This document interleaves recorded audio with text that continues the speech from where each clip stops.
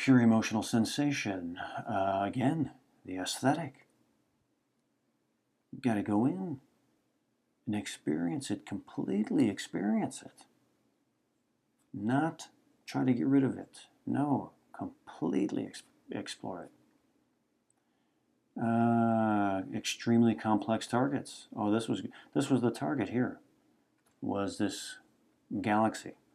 And so here I am describing this whole thing, but it's such a complex target. I had to throw my hands up and just end it because what the hell, things, it's too big. That's what that's about. What exists beyond the threshold of awareness? Oh no, that's a question. What exists beyond the threshold of our awareness? Our genius. That's what. That's what I'm exploring there. Dimensional sensations. When was this? June of 2016. Dimensional sensations, a term that that I came up with to begin to explore the phenomena, the experience of things that were of the input as it exists dimensionally, or how I was experiencing it dimensionally. So that's what I was capturing on video there. Fluctuations, conceptual formations. Threshold barrier fluctuations, conceptual formations.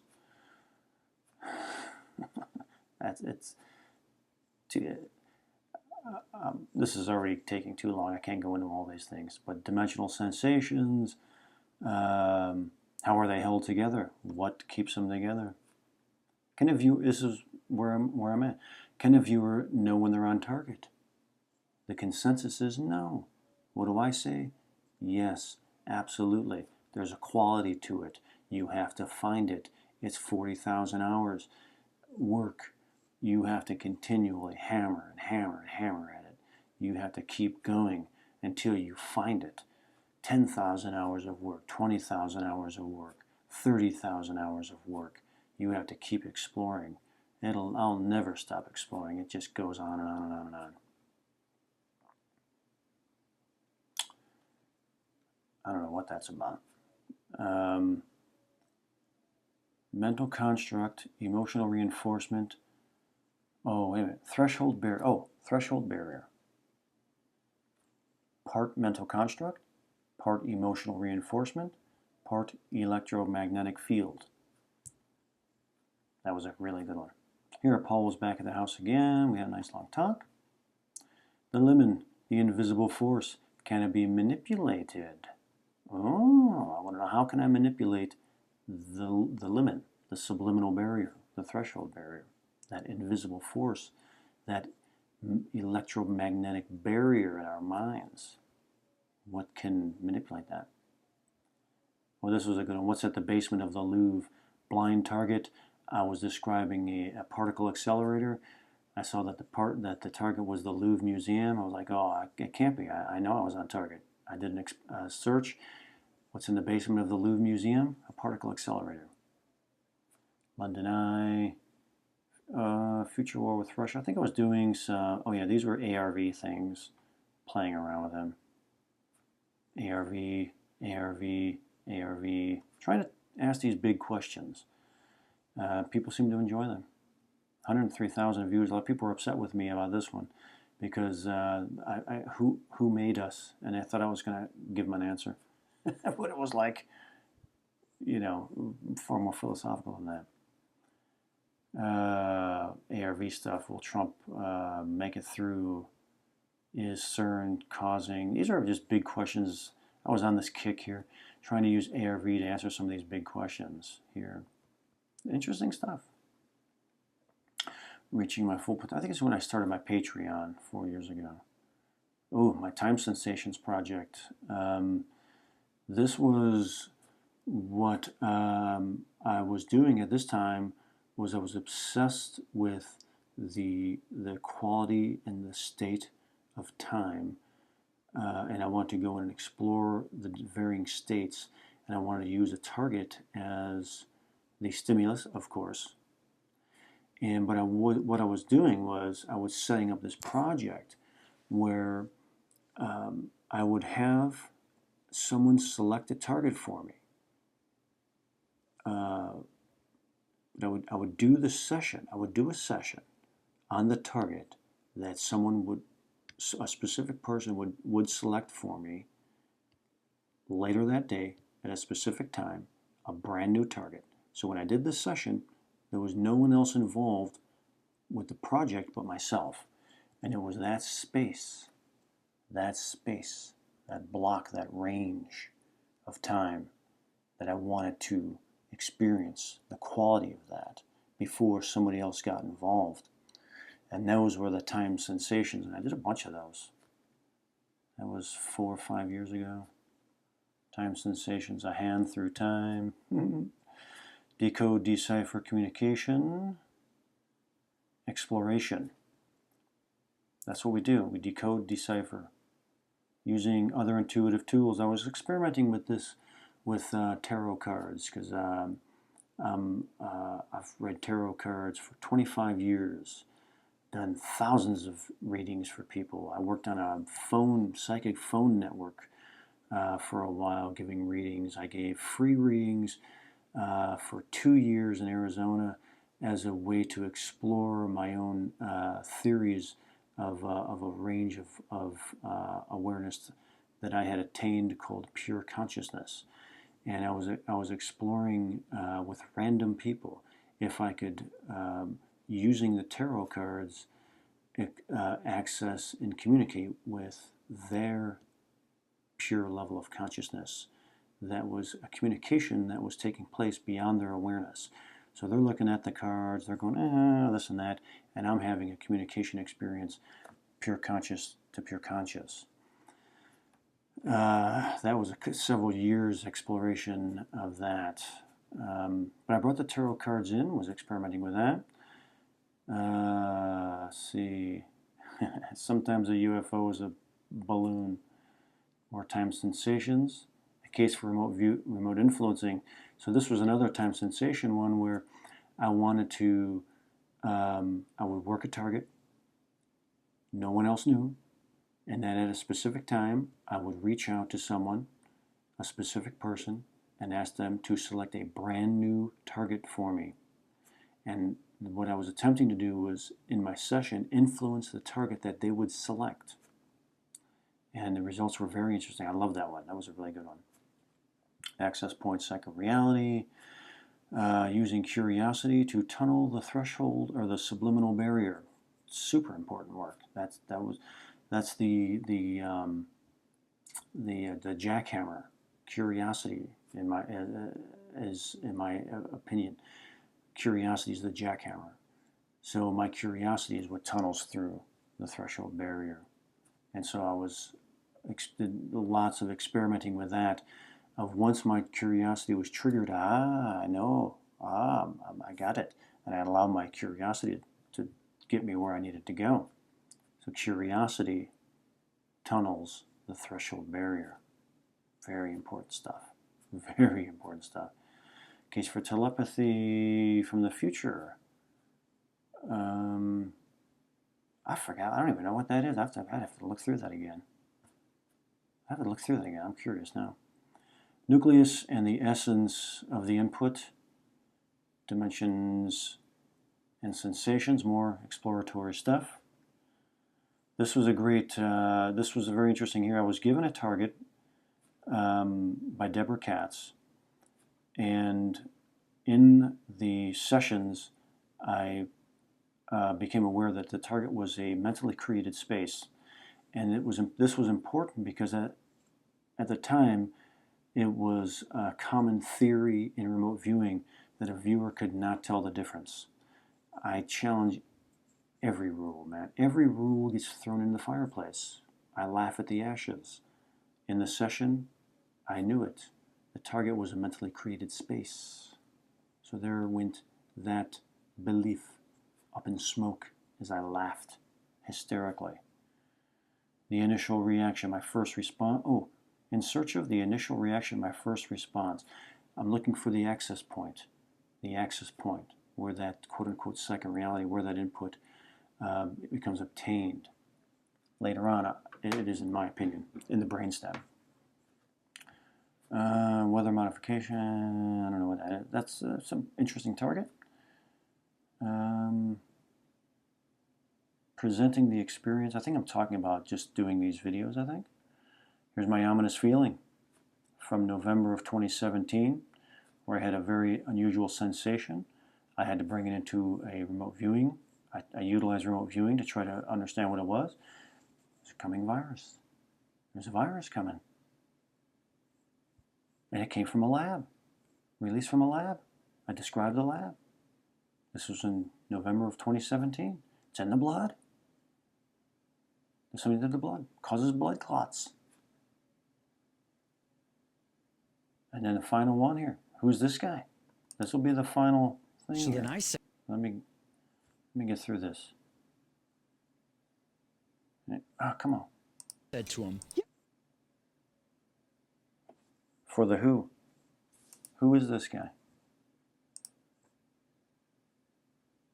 This guy. This will be the final. The person who wants to change the world releases it into the world. Let's see. Who's that guy? But yeah, that was the ominous feeling. Whoa, where am I? Where am I? Oh yeah, of the coming virus. And that it would cause blood clots. It would cause right here. It would cause blood clots to happen, and that's what you're seeing now. How it affects the blood. The belief. Oh, here we go. The belief barrier. Another mental range to overcome. The belief barrier. The time void. And the ocean anomaly. I don't know what that is. That sounds interesting. I want to go back and watch that one. I can't remember. This was a target Dustin gave me of this thing found on Google Images of what looks like some big thing under the water, and I had something under mining away. I don't know.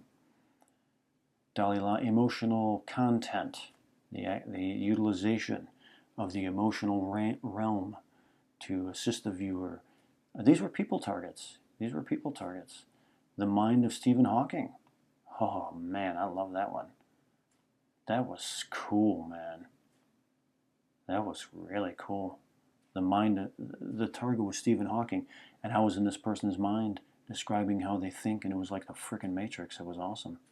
Princess Diana, remote viewing with reverse speech here. My talk with Gail Hussick of the Hussick Group. This was some crypto stuff here, more crypto stuff. I don't think I did too good with that. Input signal, what is this here? Oh yeah, input signal versus inner language translator. These are mental processes. You have to go in and find it. I don't want to say that. I have to go in and find them. Most remote viewers, they just want to be describe the target people, data miners, so they don't have to. I go in and I find these things.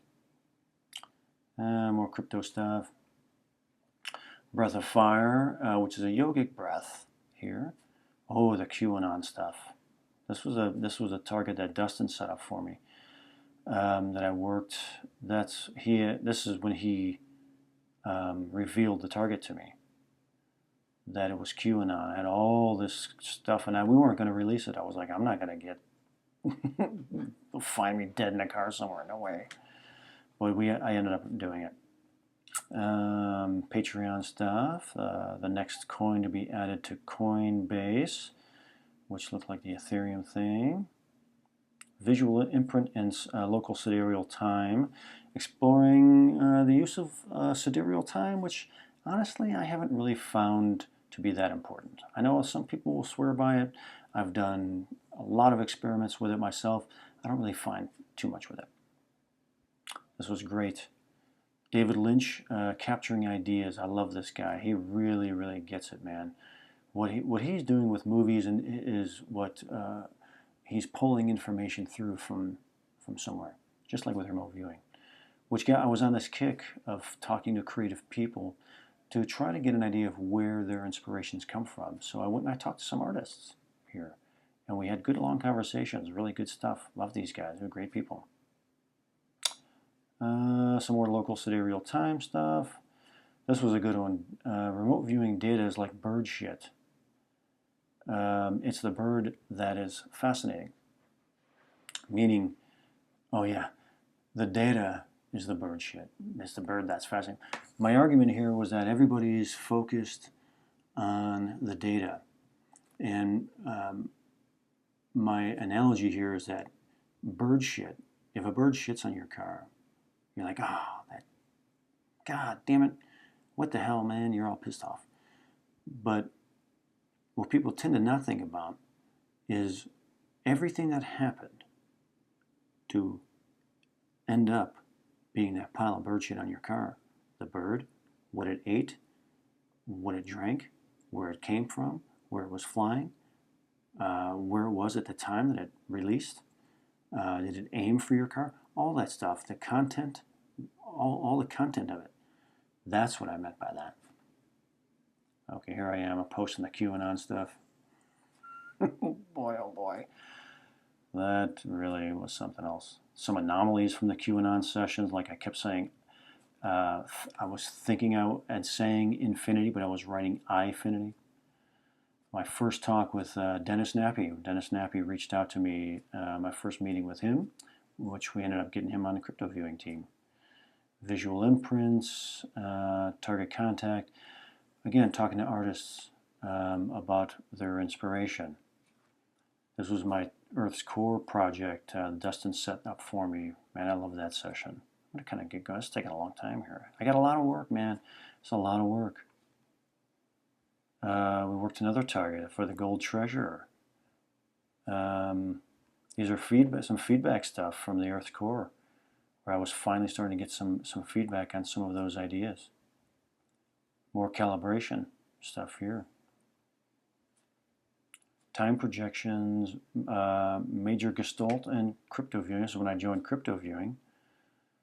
Time projections, the gold hunt sessions, talking about temporal attractors, time skipping, and gestalts. These are exercises for moving or descriptions of moving through time and being attracted to different things through time. Crypto viewing stuff. This is when I remote viewed Pi, which was awesome. This was Dr. Marcus Perk, who watched my Pi sessions. He's a physicist, and he was like, I need to talk to you. I need to talk to you about this stuff. And we had a nice long talk. Calibration again. Some UFOs are just balloons. Sorry, folks. Talking to Dennis Nappy again. This was when I hit my head and split my head open.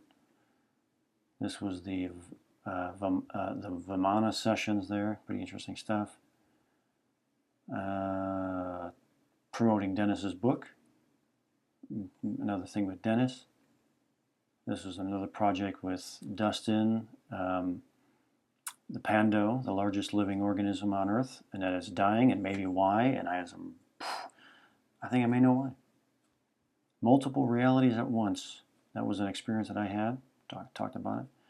More reverse speech stuff with remote viewing. I think that's some feedback. Sensations, calibrations. Ominous feeling feedback. Some more feedback from the Earth's core and the neutrinos that they detected that I had in that session. This is my learning tool. Remote viewing is my teacher. The process is my teacher. I don't have any physical teachers. The process is my teacher. It's my learning tool. Remote viewing is how I learn things. Update the ominous virus, man. Oh my goodness, the corona update. More updates on the coronavirus. Talking about CBD and a Wild West show, panic and anxiety and CBD, pure emotional impact. These are kind of Just going through stuff. Oh, this was just great. I just target from Dustin the skull of what is believed to be the skull of Mary Magdalene, and that was a target. And this drawing was the image that I saw prior to getting the while I was waiting for the target reference number. I had that imprint in my mind, and I went all through the session, did all the work, found out that the target was the skull of Mary Magdalene. It was amazing. Loved it. Loved every minute of it. What else do we got here? Brain stuff. Here we go. Back into the brain. The state of the input radiation. Light in ranges of time and space. Again, my exploration of what state does the input exist in. Is it a state of radiation? It's my theory. Now I'm going through parts of my brain that are being influenced by that input, bringing my awareness there and tracking the input as it is, as I can feel it, moving into different parts of my brain, live on camera, capturing it live, and then going and doing the research after to see what parts of my brain, to do the research on what I was perceiving and verifying it, and finding the actual parts of my brain in the medulla. Solitary nucleus, attractor mechanism, access point. Is the medulla the access point? I'm down in my brain stem, working these blind targets to use them as the stimulus to go into the medulla oblongata, my medulla oblongata, and experience them. In deep mind, prejudgments to time and space and periods. Deep mind exploration. What's this? Oh, an intro video. Oh, I didn't know I made another intro video. This was a cool project that I did with Dustin, where he painted the target, and the target was him painting something. Oh no, the target was another artist painting. Brainstem, norepinephrine, the neurotransmitters, and how they affect the process. Brain mechanism, dimensional sensation found in the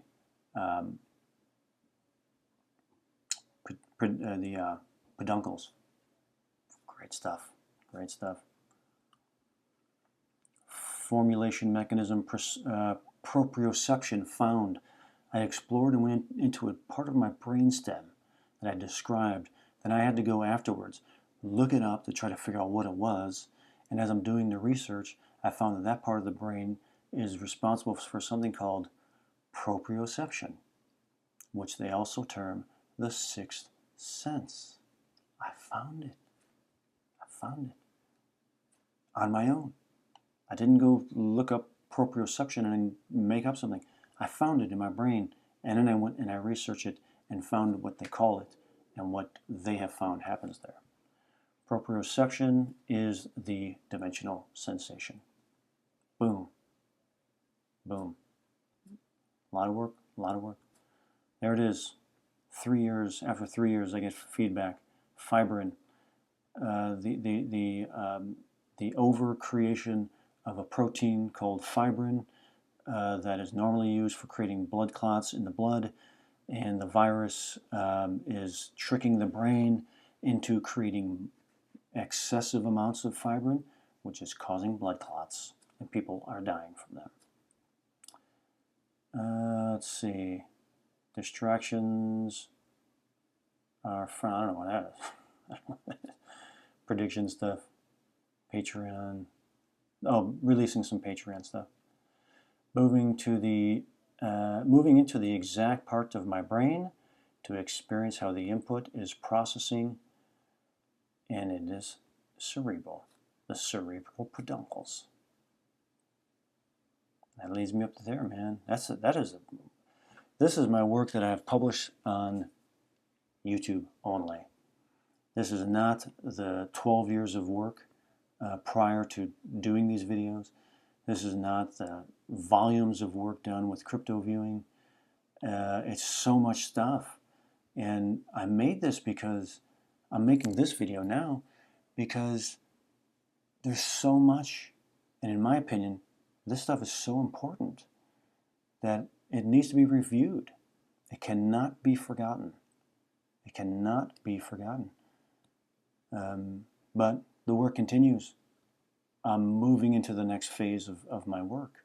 So I'm doing a review right now. And wow, that was interesting. I hope you found it interesting. Hopefully not too long and not too boring. But serious, the more to come and the best is yet to come. Stay safe out there.